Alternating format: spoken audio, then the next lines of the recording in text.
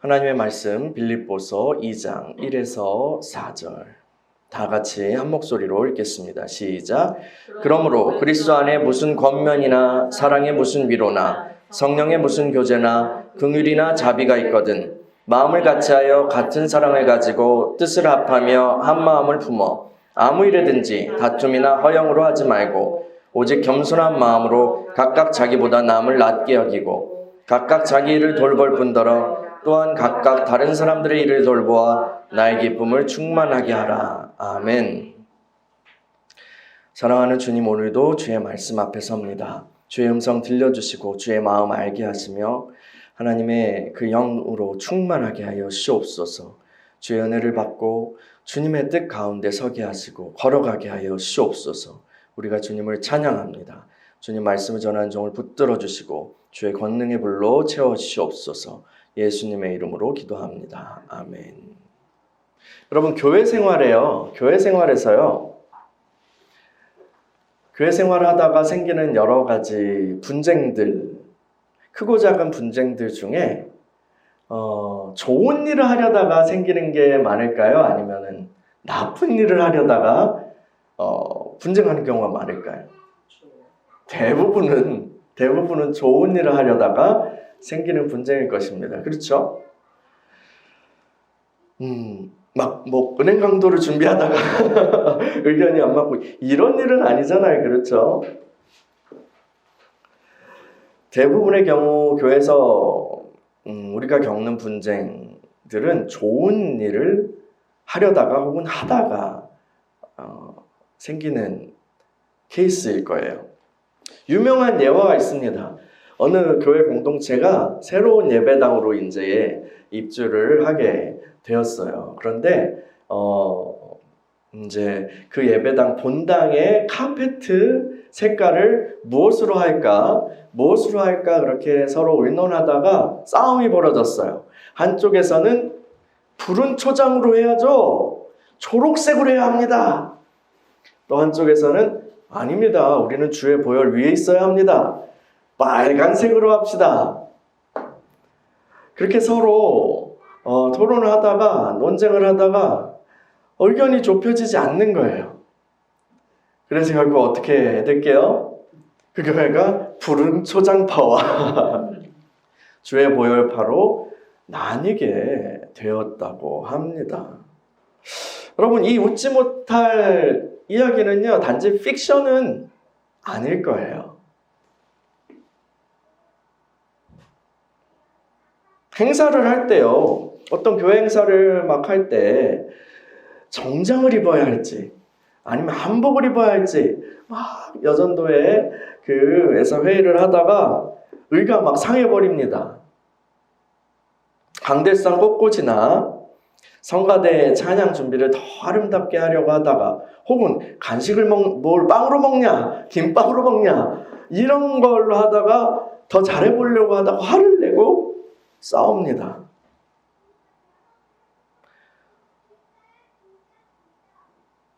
막 빵으로 나오면은 내 의견 묵살됐어 하고 삐지고 다음에 안 나오고 그렇죠.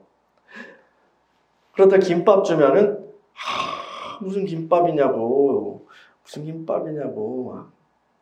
차라리 끝나고 빨리 밥을 먹이지 이런다고 막 하다가 또 삐지고 안 나옵니다. 김장을 할 때는 어떻고요? 절인 배추를 살지 아니면 처음부터 그냥 배추를 사가지고 절여야 할지 젊은 집사님 그룹과 또 전통적인 권사님들 그룹이 막 의견이 대립합니다. 부활절 때는 삶은 계란을 나눠줄지 구운 계란을 나눠줄지 이야기하다가 언성을 높이고 분위기가 험악해지죠.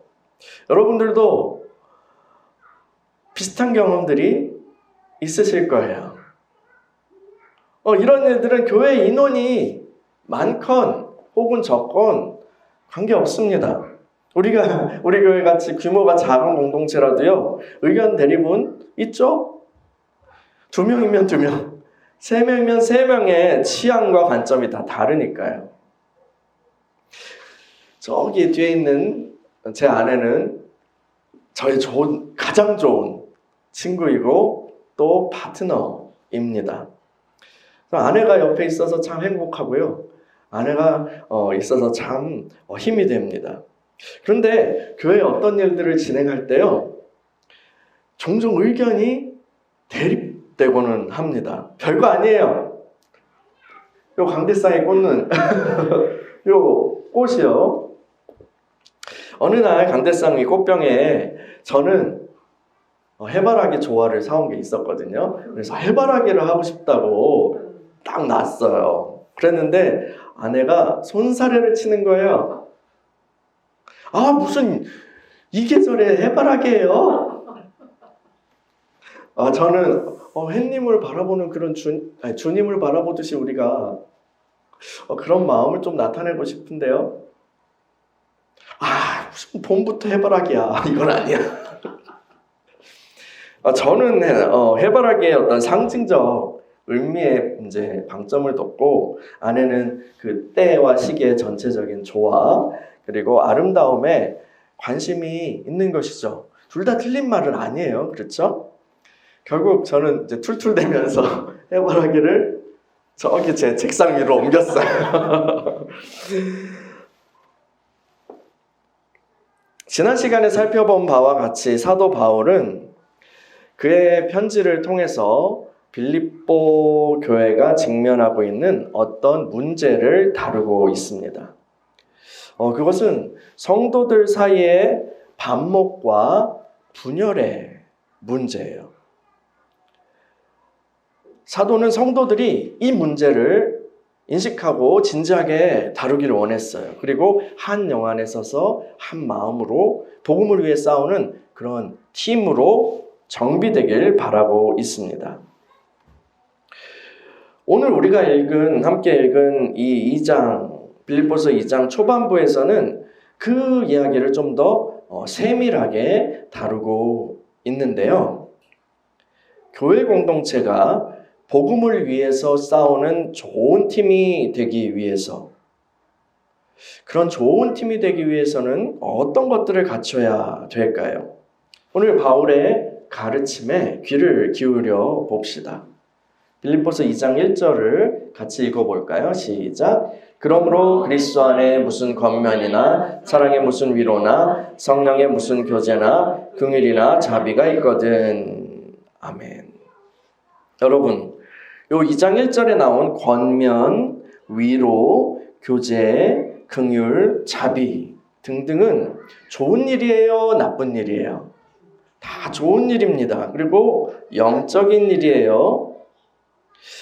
빌립보 교회는 이러한 사역이 성령 안에서 활발하게 이루어지는 좋은 공동체였던 것 같습니다. 아주 좋은 교회죠. 모든 성도가 열정적으로 각자의 부르심을 따라서 주님을 위하는 그런 교회. 빌립보 교회는 그런 교회였던 거예요. 정말 멋지지 않나요? 그런데요, 이 빌립보 교회를 향해서 바울은 잘하고 있어요. 이제 충분합니다. 라고 말하지 않아요. 사도는 이 빌립보 성도들이 여기서 한 단계 더, 한 걸음 더 나아가야 한다고 권면하고 있습니다. 과연 이들에게 부족한 것은 무엇이었을까요? 첫 번째, 그 열정은 어디서 나온 것인가요? 빌립보서 2장 1에서 2절을 같이 읽어볼까요? 시작. 그러므로 그리스도 안에 무슨 권면이나 사랑의 무슨 위로나 성령의 무슨 교제나 긍휼이나 자비가 있거든 마음을 같이하여 같은 사랑을 가지고 뜻을 합하며 한 마음을 품어. 아멘. 빌립보 성도들에게는요, 순수한 열정이 있었어요. 순수한 열정이요. 이들은 복음의 일에 열심을 내고 헌신했습니다. 그런데 때로 그 열정이 서로 충돌하고 분쟁이 일어나기도 했던 것 같아요. 좋은 일을 하다가 싸움이 나는 거는 단지 우리만의 문제는 아니었네요. 그렇죠? 초대교회 선배들도 그런 일을 겪었던 것입니다. 그래서 바울은 이렇게 말하는 거예요.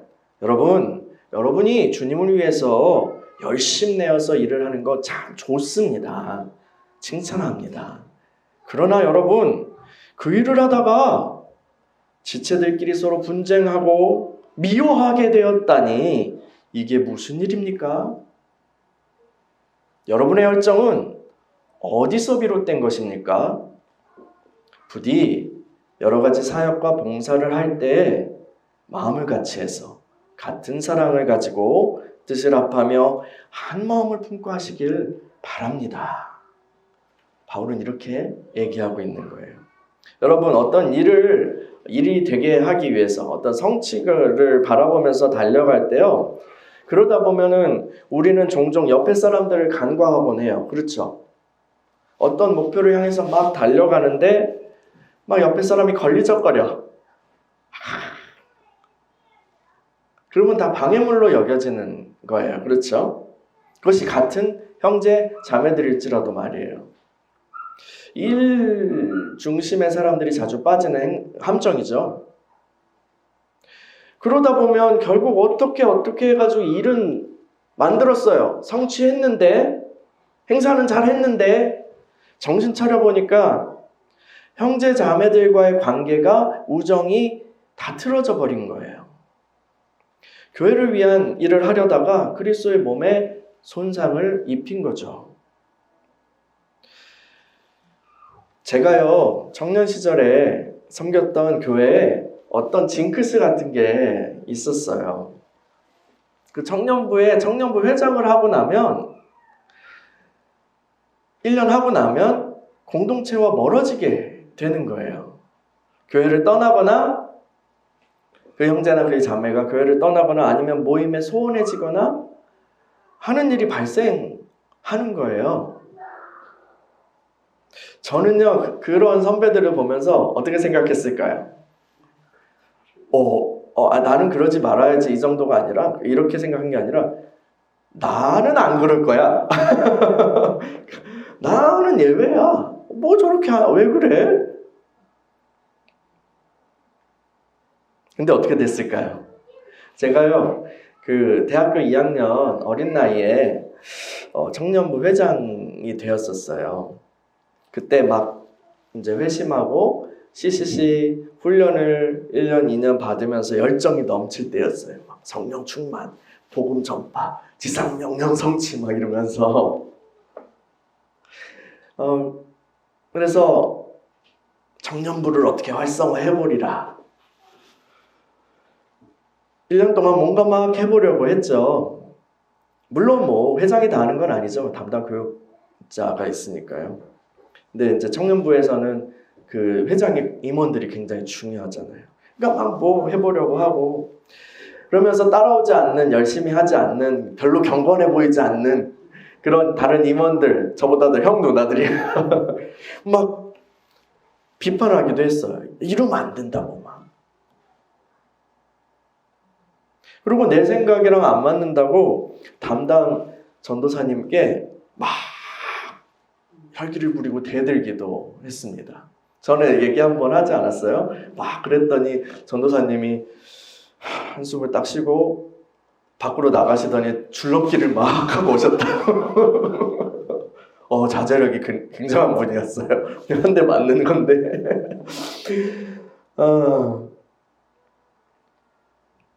그 1년이 지나고 어떻게 됐을까요?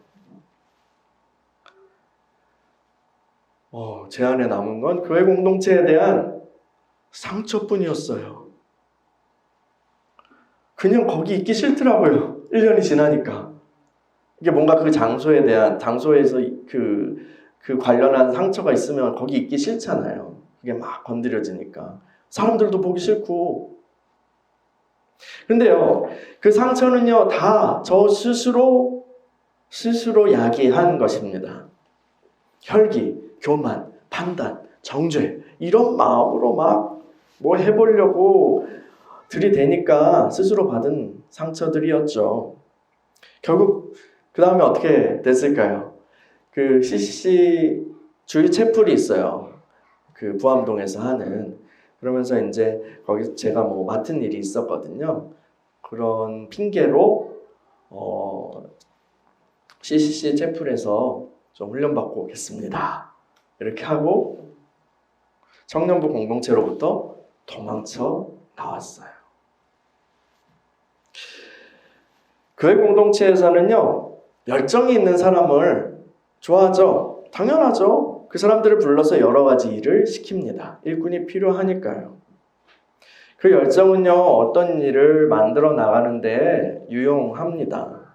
그런데 슬프게도요, 많은 경우 그 열정 때문에 공동체의 평화가 깨어지는 경우가 있는 거예요. 제 얘기 또 하나 해볼까요? 이 신학생들은요, 되게 주일학교 교육전도사로 사역을 시작합니다. 인턴 같은 거죠. 주일학교에는 이제 되게 부장 선생님이 있고 또 뭐 총무교사가 있고 이제 반 선생님들이 있고 뭐 이렇게 하죠.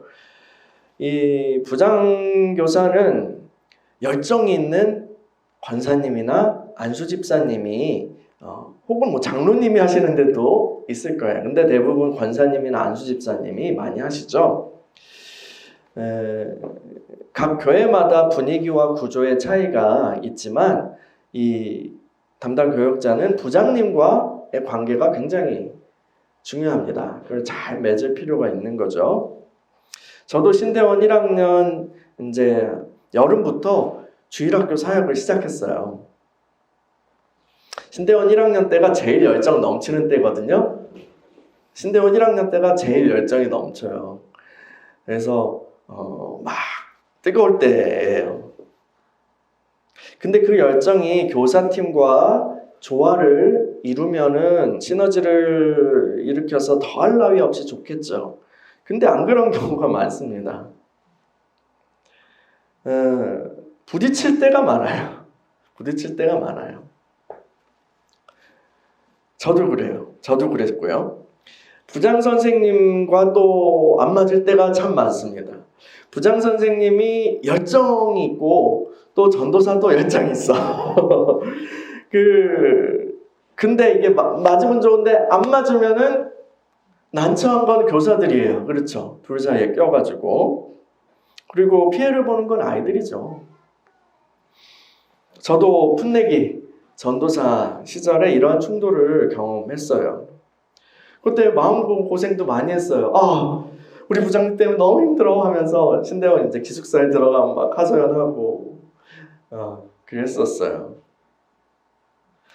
그런데 그 주님께서는 이런 과정을 통해서 저를 사역자로 다듬어 가셨던 거죠. 제가 저의 고집, 아집 이런 것 내려놓고 이제 사람들을 헤아리고 사람들과 마음을 맞춰가기 시작할 때 이제 선생님들의 신뢰를 얻어갈 수 있었습니다. 1년 이상이 걸리죠. 1년 이상이 걸려요. 물론 뭐 교회에 따라 다르겠지만 그리고 부장 선생님과도 이제 의기투합해가지고 함께 토요일마다 이제 작은 행사를 전도 행사를 진행하는 거예요. 그래서 뭐 복음적인 어떤 영상을 틀어주기도 하고 놀아주기도 하고 이렇게 아이들을 초청하면 그러면 부장님과 교사들이 뭐 떡볶이를 해주기도 하고 간식을 준비해주기도 하고 막 그러는 거예요. 그러면서 이제 전도의 어떤 접촉점으로 삼는 거죠. 행복한 토요일이었어요. 뭐 그 모임 제목이 행복한 토요일이라고요. 뭐 물론 그 모임대로 행복한 시간이었죠. 이제 신기하게도 계속 초대가 돼요. 애들이요. 많은 수는 아니지만 초대된 아이들이 같이 막 그 시간에 놀러 오는 아이들이 있었어요. 그런데 그 아이들이 곧 또 교회 멤버가 막 이어지고 그렇지는 않았습니다. 그런데도요, 계속 그렇게 하니까 신기하게 다른 루트로 학생들이 막 주일에 오는 거예요. 사역에도 주님의 복이 임한 것이죠. 할렐루야. 네. 물론 그 이후로도요, 사역자로서 저의 인격과 태도, 애티튜드라고 하죠. 또 인테그리티, 이런 영어를 써서 죄송합니다. 하여튼 그런 어떤 인격과 태도는 한참 더 계속해서 하나님의 다루심을 받았습니다. 지금도 그 과정에 있고 말이에요. 제가 드리고 싶은 말씀은요, 주님께서는 우리가 단지 어떤 일을 하고 어떤 일을 성취해 나가는 것만이 아니라 그것을 어떤 영으로, 어떤 태도로 해나가는지에 관심을 가지신다는 거예요. 우리가 처음 은혜를 받게 되면요, 마음 가운데 열정이 일어납니다. 자연스럽게 주를 위해서 일하고 싶어지죠. 그런데요, 그 상태의 사람은 주님께 유용하지 않습니다. 대부분요. 왜냐하면 그 열정의 성분을 조사해 볼 때 그것이 대부분 자아로부터, 옛 자아로부터, 육신으로부터 나오는 것이기 때문입니다. 이 옛 자아가 처리돼야만 주님이 쓰시기 합당한 일꾼이 될 수 있는 거예요. 계속해서 읽어볼까요? 빌립보서 2장 1에서 3절이요. 빌립보서 2장 1에서 3절까지 읽어봅시다. 시작. 그러므로 그리스도 안에 무슨 권면이나 사랑의 무슨 위로나 성령의 무슨 교제나 긍휼이나 자비가 있거든 마음을 같이하여 같은 사랑을 가지고 뜻을 합하며 한 마음을 품어 아무 일에든지 다툼이나 허영으로 하지 말고 오직 겸손한 마음으로 각각 자기보다 남을 낮게 여기고. 아멘. 우리가 처음에 열정을 품고 일을 할 때 우리는 그것이 주님을 위한 일이라고 생각합니다. 그런데요, 전혀 주님을 위한 일이 아닙니다. 그때 하는 일이라는 거는요, 이런 거예요. 어린아이들이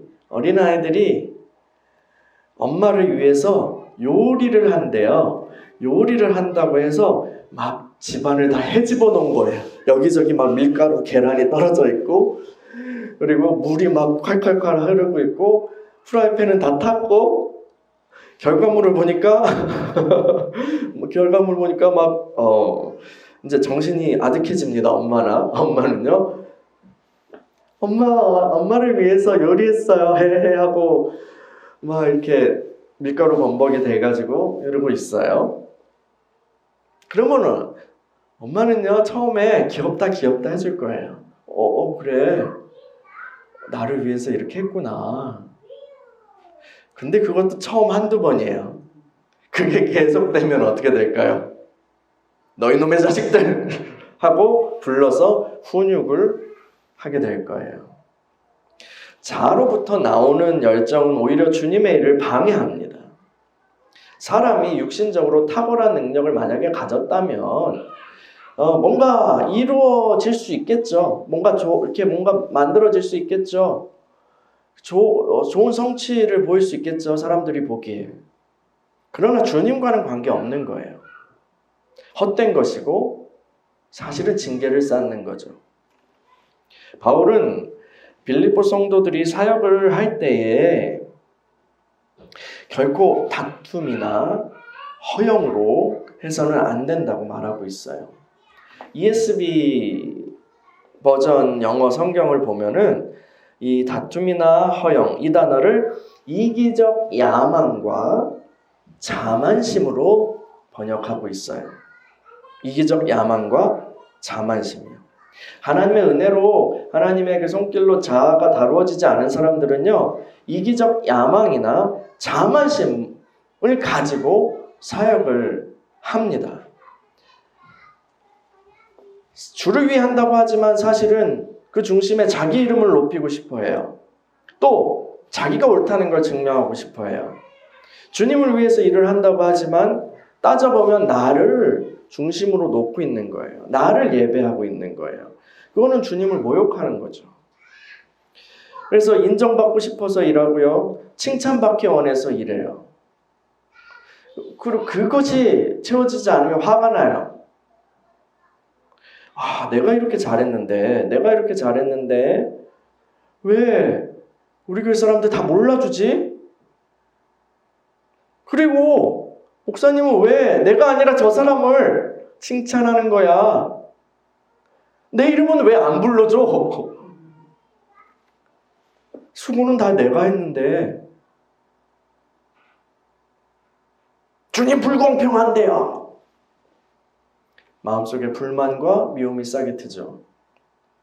목사님을 막 원망하게 되고 성도들에게 삐지고 집사님 왜 교회 안 나왔어? 몰라, 안 나갈 거야. 심지어 그때 칭찬받은 그 김집사님에 대한 시기하는 마음, 그리고 해코지하고 싶은 마음이 막 생겨요. 그러다가 가인과 아벨처럼 되는 거예요. 또 어떤 일을 이제 진행하다가 상황이 바뀌고 시간이 흐르면 그에 따라서 융통성 있게 일의 진행이나 아니면 방향을 변경할 수 있잖아요. 그렇죠? 그런데요, 막 고집을 피웁니다. 자기 체면이 깎이는 것이 싫으니까요. 자기가 익숙한 거 하고 싶으니까요. 이상한 고집을 피우고 방해를 해요. 아니요, 그냥 했던 대로 하자고요. 늘 그렇게 해왔어요, 우리는. 이런 완고한 자아는 상대방이 설설 길 때까지 상황을 끌고 갑니다. 그래서 사람들이 질려 나가 떨어지면 그제서야 아기 같은 그 자아는 배를 채우고 흐뭇하게 미소를 짓습니다. 내가 이겼어! 근데 이런 괴물 같은 자아가요, 한두 개도 아니고요. 교인 수만큼 있다고 생각해 보세요.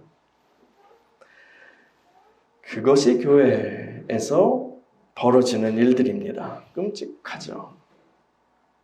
여러분, 여러분의 열정은 어디서 나온 것입니까? 자아로부터 나오는 열정에서는 다툼과 허영의 냄새가 납니다. 성경이 제시하는 사역의 기준은 그저 좋은 일을 하는 것으로 만족되는 게 아니에요. 그 일을 어떻게 하느냐, 어떤 영으로, 어떤 태도로 하느냐가 매우 중요한 것입니다. 스스로를 돌아보고 우리의 동기와 태도를 점검해 봅시다. 두 번째로, 형제자매들을 어떻게 대하고 있나요? 이 주님으로부터 나오는 열정은요, 사랑과 연합의 열매를 맺습니다. 그 열정을 품은 이들에게서는 향긋한 겸손의 냄새가 납니다. 3절에서 사도는 교회에서 여러 가지 좋은 일을 할 때 오직 겸손한 마음으로 각각 자기보다 남을 낮게 여기라고 말합니다. 3절 읽어볼까요? 빌립보서 2장 3절 시작. 아무 일에든지 다툼이나 허영으로 하지 말고 오직 겸손한 마음으로 각각 자기보다 남을 낮게 여기고. 아멘. 이 말씀은요, 자기보다 남을 낮게 여기고, 이 말씀은 자기보다 남을 더 우월하게 여기고 라고 해석할 수도 있고요. 혹은 자기보다 남을 더 중요하게 여기고 라고 번역할 수도 있습니다. 자기보다 남을 낮게 여기라는 그 말씀은 다른 사람을 대할 때 비굴하게 대하거나 아첨을 하라는 그런 의미 같지는 않아요.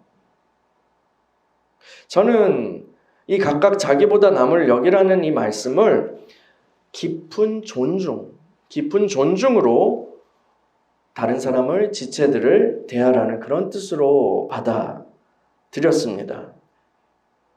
여러분, 우리가 남을 대하는 태도를 한번 생각해 보자고요. 어떤 형제나 어떤 자매를 만나서 이야기를 하면요, 대충 견적이 나오잖아요. 그렇죠? 우리는 알게 모르게 견적을 내요. 그 기준이 뭐 어떤 사람은 재력일 수도 있고요. 차를 보니까 그렇구만. 집일 수도 있고요. 연봉일 수도 있죠. 아니면 됨됨이일 수도 있어요. 됨됨이를 보면 영 아니네.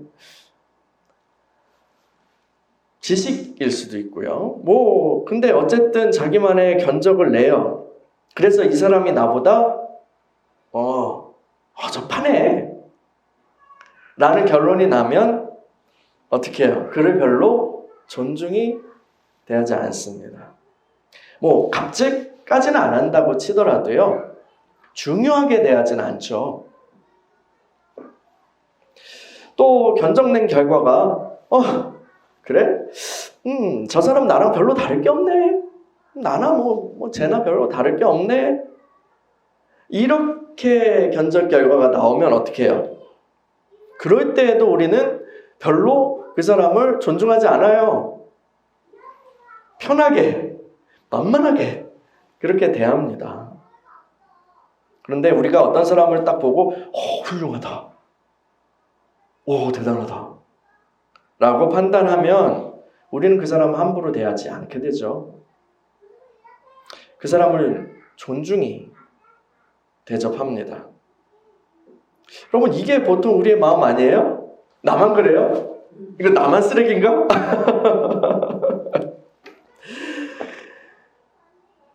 사도는 형제 자매들을 그런 식으로 대해서는 안 된다고 말하는 거예요. 그래서 나보다 더 나은 사람으로, 나보다 더 중요한 사람으로 형제들을, 자매들을 대하면서 깊은 존중으로 대해야 한다고 말하는 거예요. 우리 주님께서도 말씀하셨죠. 지극히 작은 사람에게 대접한 것이 곧 나를 대접한 것이라고 말이에요. 이것이 우리가 취해야 하는, 믿는 이들이 취해야 하는 그리스도 안에 있는 새로운 피조물인 우리가 취해야 하는 인간관계의 기준인 것입니다. 옆에 혹은 뒤에 형제자매들 한번 바라볼까요? 뒷분을 한번 바라보세요. 주님의 마음으로 한번 바라보세요. 주님의 마음으로 한번 바라보세요. 네. 어떤 사람들은요, 하나님이 나만 사랑하신다고 생각해요. 어떤 신자들은요, 말도 안 되는데 사실은 그렇게 생각해요. 그러다가 어느 날 새삼스럽게 깨달아요. 하나님이 저 사람도 사랑하시네?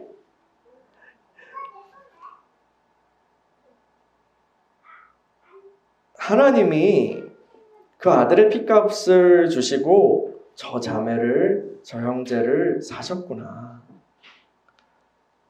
여러분, 옆에 있는 분들이요, 대단한 분들이에요. 엄청난 사람들입니다.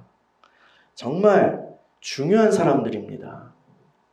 함부로 할 수 없어요. 몇 달 전에요, 어떤 권사님이 저한테 주님의 마음으로 이런 예언의 음성을 전해 주셨어요. 이런 그 중에 일부인데요. 네 앞에 있는 사람들 내가 너보다 더 사랑해서 네 앞에 붙여줬어. 그러니까 나의 마음으로 눈물을 흘리면서 그들의 고통을 보고 목양해야 해. 절대 교만해서는 안 돼. 여러분, 제가 이런 마음으로 평생 목회하는 사역자가 되기를 원합니다. 여러분도 기도해 주세요. 또 저뿐 아니라 우리 모두가, 오늘 말씀에 하면 우리 모두가 서로 이러한 마음으로 형제 자매들을 존중히 대해야 하는 것이 주님의 뜻인 줄 믿습니다. 아멘. 세 번째, 누구의 손해와 이익을 따지고 있나요? 빌립보서 2장 1에서 4절 읽어봅시다. 시작. 그러므로 그리스도 안에 무슨 권면이나 사랑에 무슨 위로나 성령의 무슨 교제나 긍휼이나 자비가 있거든 마음을 같이하여 같은 사랑을 가지고 뜻을 합하며 한 마음을 품어 아무 일에든지 다툼이나 허영으로 하지 말고 오직 겸손한 마음으로 각각 자기보다 남을 낮게 여기고 각각 자기의 일을 돌볼 뿐더러 또한 각각 다른 사람들의 일을 돌보아 나의 기쁨을 충만하게 하라. 아멘. 4절에서요.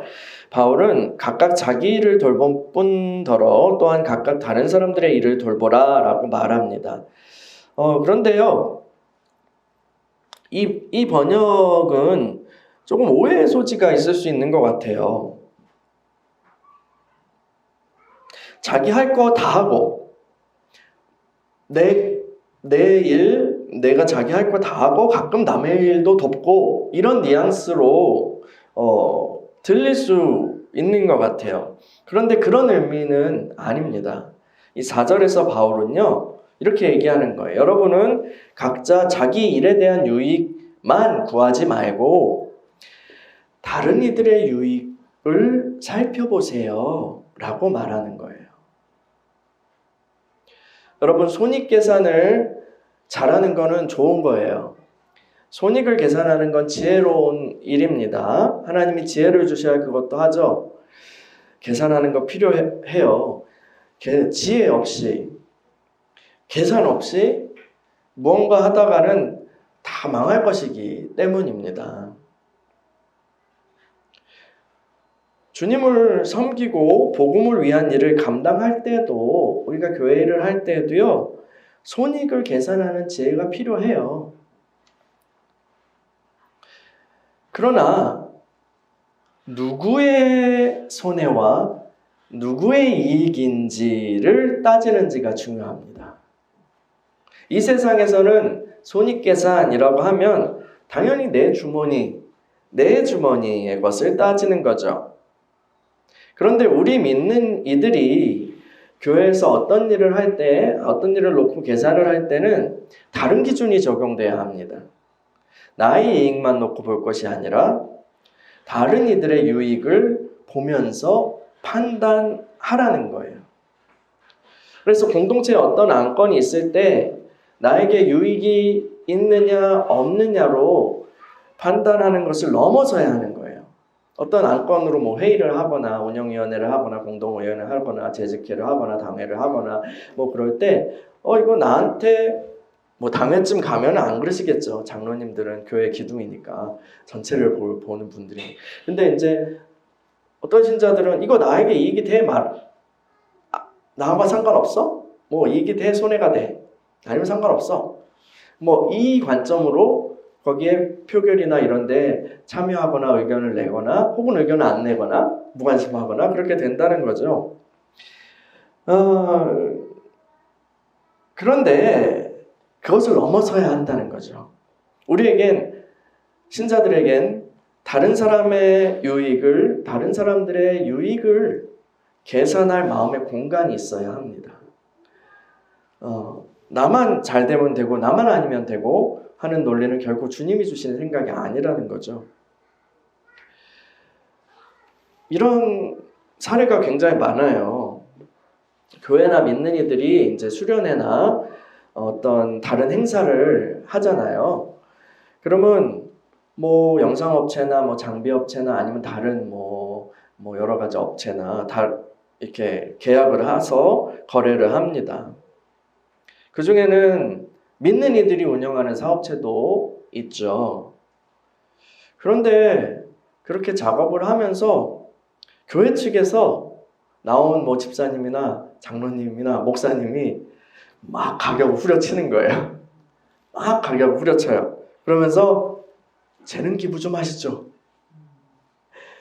성교비 쪽으로 조금 20%만 깎아주면 안 될까요? 그렇게 억지를 부리기도 합니다. 장비 하나 빌려 2대만 서비스로 해주시면 안 될까요? 말도 안 되는 억지를 부리기도 합니다. 교회 예산이 없는 그런 뭐 가난한 상황이면은 뭐 참작이 되겠지만 그렇지 않은데도 그런 식으로 많이 하는 거예요. 그것 때문에 상처가 되고 분노를 품은 그런 형제들, 자매들을 많이 봤어요. 또 교회 측에서 같이 일을 했던 그것을 보는 젊은이들 혹은 다른 집사님도 우리 장로님 왜 그래? 우리 목사님 왜 그래? 하면서 또 상처를 또 받는 그런 분들도 케이스도 들었어요. 교회 돈 아끼면 좋죠. 근데 그렇게 하면 당장은 이득인 것처럼 보일지 몰라도 멀리 보면 손해입니다. 이 믿는 이들과 교회들은 진상 고객이라는 어떤 그런 인식, 그 와중에 상처받는 사람들, 속상한 사람들, 이런 마음의 파장들, 이런 것들이 퍼지기 때문이에요. 이렇게 행동을 해서는 안 되는 거죠. 여러분, 사도는요, 빌립보 성도들의 열정과 섬김을 귀하게 여기고 있습니다. 그러나 그들의 사역은 한 번 더 정밀한 검사를 통과해야 했습니다. 단지 열심히 일을 하는 것, 열심히 사역을 감당하는 것에서 더 나아가서 그들의 동기와 태도를 점검하고 형제 자매들에 대한 그런 마음을 살피고 또 손익계산법을 주님의 기준으로 새로 배워야 했습니다. 바울은 빌립보 교회 성도들이 말씀의 기준을 따라 자신을 돌아보고 순복한다면 그 사도 자신이 아주 충만한 기쁨을 누리게 될 것입니다 라고 말합니다. 사도는 지금 주님의 마음으로 말하고 있기 때문에 그의 기쁨은 곧 주님의 기쁨일 것입니다. 여러분, 한국교회는요, 열정이 많은 공동체입니다. 그 열정으로 많은 일들을 이루어내었죠. 이거 주님이 주신 복입니다. 그런데 우리가 이제 한 걸음 더 나아갈 때입니다. 갑자기 닥쳐온 코로나. 이 코로나 시대에 교회는 딱 멈춰 서게 됐죠. 우리는 교회가 열심히 뭔가를 하고 싶어도 하지 못하는 시기를 경험하고 있습니다. 수련회도 하고, 여름이 됐는데 수련회도 하고 싶고 또 하고 싶고 한데 5인 이상 밖에서 모이는 것이 안 되는 거잖아요. 물론 숨어서 할 수는 있겠지만요. 이 시기에 주님께서는 우리 믿는 이들에게 잘해왔어. 그런데 잠깐 멈춰봐. 내가 할 말이 있어. 라고 말씀하시는 것 아닐까요? 코로나 이후 여러 가지 이제 이것을 하고 코로나 상황이 끝나면 저것을 하고 또 이제 이렇게 변한 상황에서 우리가 대처해 나가고 하는 것 중요합니다. 그거 생각해야 합니다. 저도 전략을 주시기를 간구하고 있어요. 그러나 우리 주님께서 사역을 평가하실 때에